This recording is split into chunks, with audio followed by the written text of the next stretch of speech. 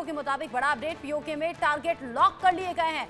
Target पर हाफिज सईद का ठिकाना है, होना भी चाहिए। हाफिज सईद जो कि भारत का बड़ा दुश्मन है, टारगेट पर हाफिज सईद है, मसूद अजहर है। और इस बार जो जवाब होगा वो ऐसा होगा जिसे आतंकी नस्लों तक आगे याद करें, उनके पूरे ठिकाने नेस्तनाबूद हों।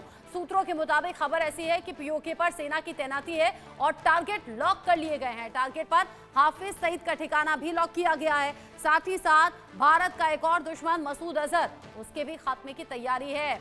लगातार जो सेना है वो मोर्चा संभाल रही है, चाहे जल थल नभ तीनों ही सेनाओं की बात कर लीजिए। इस बार एक्शन ऐसा होगा जो कल्पना से भी बड़ा होगा। प्रधानमंत्री मोदी के वो शब्द याद कीजिए कि आतंकी जो कुछ बचे हैं उनकी बची कुछ जमीन भी खत्म कर देंगे, आतंक को मिट्टी में मिला देंगे। और अब अपडेट ऐसा कि यहाँ पीओके पर कई टारगेट लॉक। मेरे साथ में इंडिया न्यूज संवाददाता आशिक मीर जुड़ गए हैं ज्यादा अपडेट के साथ। आशिक, हमले वाले दिन से आज तक आप लगातार ग्राउंड रिपोर्ट्स भेज रहे हैं, अब एक और बहुत बड़ी खबर टारगेट लॉक करने की, यानी एक्शन क्या आप कभी भी हो सकता है? देखिए, बिल्कुल जिस तरह से लगातार जम्मू कश्मीर में आतंक पर प्रचंड प्रहार चल रहा है, तो उसी के चलते अगर हम बात करें पाकिस्तान में जितने भी आतंकी हैं, खासतौर पर मसूद अजहर और हाफिज सईद को जो है अब टारगेट बनाने की रणनीति जो है वो तैयार की गई है। कहीं ना कहीं ये आने वाले दिनों में पता चलेगा कि ये आतंकी जो पाकिस्तान भर में सक्रिय है, इनको किस तरह से न्यूट्रलाइज किया जाएगा। हाल ही में हमने देखा कि कई सारे आतंकियों के ठिकानों को ध्वस्त किया गया और लगातार इस तरह की जो कार्रवाई की स्थिति की बात करें, एक बड़ा अपडेट जो है सामने निकल कर आ रहा है, जिसमें भारतीय सेना ने अब तय किया है और सरकार ने भी अब ये प्लान बनाया है कि किस तरह से हाफिज सईद और उनके जो साथी मसूद अजहर है उनको किस तरह से निशाना बनाना है। और ये एक्शन प्लान जो है अब तैयार हो चुका है। फिलहाल घाटी के जितने भी सीमावर्ती इलाके हैं वहां पर चौकसी को जो है बढ़ा दिया गया है। साथ साथ मैं आपको ये भी दिखाना चाहूंगा, जिस जगह पर हम मौजूद है ये बिल्कुल सीमा से सटीक लगने वाला इलाका पीओके जो है आपको तस्वीरों में दिख रहा होगा। बिल्कुल इसी पीओके में जो है इन आतंकियों ने अपने कैंप जो है बनाए हैं। सीमा के नजदीक आखिरी गांव है जिसे जाता है।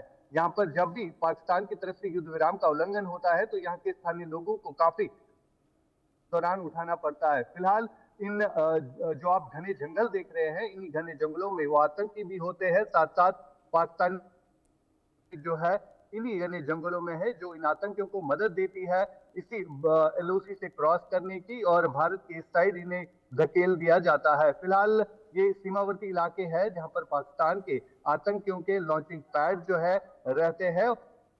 सुरक्षा बलों का सर्च ऑपरेशन जो है इन इलाकों में भी चलाया जा रहा है। साथ साथ ये जो आप घर देख रहे हैं, इन घरों को भी कई बार काफी नुकसान उठाना पड़ा। यहाँ पर इस गांव की कहानी ये है कि जब भी सीज फायर का उल्लंघन हुआ तो यहाँ के स्थानीय लोगों की जानें भी चली गई। साथ साथ जो तस्वीरें फिलहाल इन लोगों के दिमाग में ये भी चल रहा है कि जो हालत इस समय बनी हुई है पाकिस्तान में, पाकिस्तान की सेना जो है बौखलाई हुई है और बीते 2 दिनों से उसका आउटकम भी यहाँ के लोग जो है झेल रहे हैं। क्योंकि शाम अंधेरा होने के बाद जो है यहाँ के स्थानीय लोगों को कहीं ना कहीं टारगेट बनाने की कोशिश जो है पाकिस्तानी सेना करती है। यानी अंधेरे के बाद जो है यहाँ पर गोलियां चलती है और ये लोग जो है कहीं ना कहीं बंकर जो बनाए गए हैं उन बंकर्स में छुपते हैं। फिलहाल जो अब किया जा रहा है, आशिक, ऐसी कई तस्वीरें आप लोगों ने पहुंचाई हैं कि बंकर की सफाई हो रही है, जो आखिरी गांव है वहां पर लोगों को सेफ जगह जाने के लिए कहा गया है, अब किसी भी वक्त एक्शन हो सकता है। ऐसी कई खबरें निकलकर सामने आ रही हैं।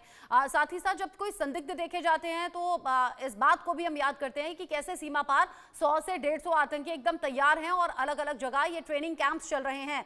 यानी हाफिज सईद का खात्मा, मसूद अजहर का खात्मा, और जहां जहां ये आतंकी ट्रेनिंग कैंप्स चल रहे होंगे उन सब का नामो निशान मिटेगा इस एक्शन के जरिए। बिल्कुल लगातार राडार पर है, चाहे हाफिज सईद हो, मसूद अजहर हो, तो उनके कहीं ना कहीं उनके खिलाफ जो है अब रणनीति जो है वो बना दी गई है। जिस तरह से लगातार एक्शन प्लान में भारत दिख रहा है, क्योंकि हमने देखा पाकिस्तान में जो सरकार है, सरकार के साथ साथ वहां की सेना जो है वो कहीं ना कहीं बौखलाई हुई है। उन्हें भी लगने लगा है कि जो आतंकी उन्होंने पाले हैं उसका आउटकम ये है कि अब भारत जो है कभी भी सर्जिकल स्ट्राइक करेगा, और जिसके कारण अब जो पीओके में लोग रह रहे हैं, खासतौर पर तस्वीरें मैं आपको फिर से दिखाने की कोशिश करूंगा।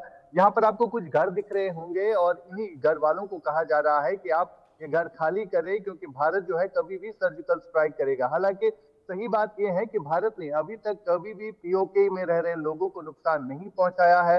जो भी सेना यहाँ पर है वो हमेशा पाकिस्तान की चौकियों को ही निशाना बनाती है, और यही सब कुछ देखा भी जा रहा है। जब भी सीज फायर का उल्लंघन होता है तो भारतीय सेना जो है उसका मुंह तोड़ जवाब इस तरह देती है, पाकिस्तान के जितनी भी रेंजर्स है, जितनी भी चौके हैं, उनको तबाह कर देती है।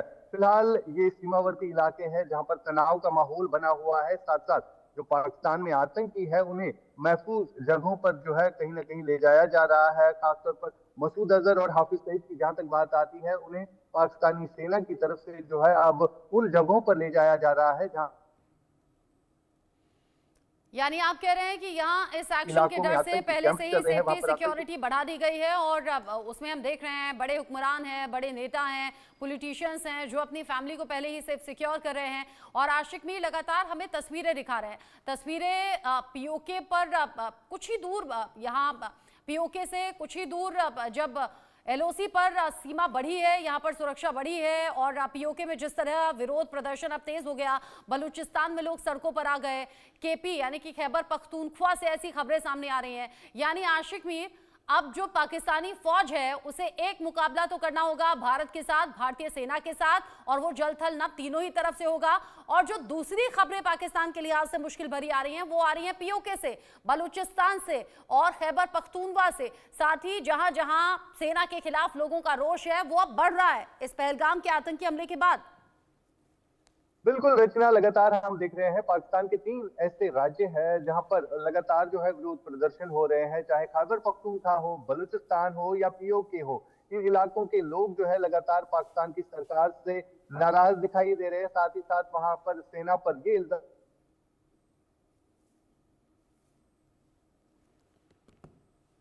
आशिक फैसिलिटीज को लेकर। जी आशिक, आवाज आपकी कुछ क्रैक हो रही है, बोलिए। देखिए यहाँ पर नेटवर्क काफी कम है, लेकिन हम फिर भी कनेक्ट करने की कोशिश करेंगे।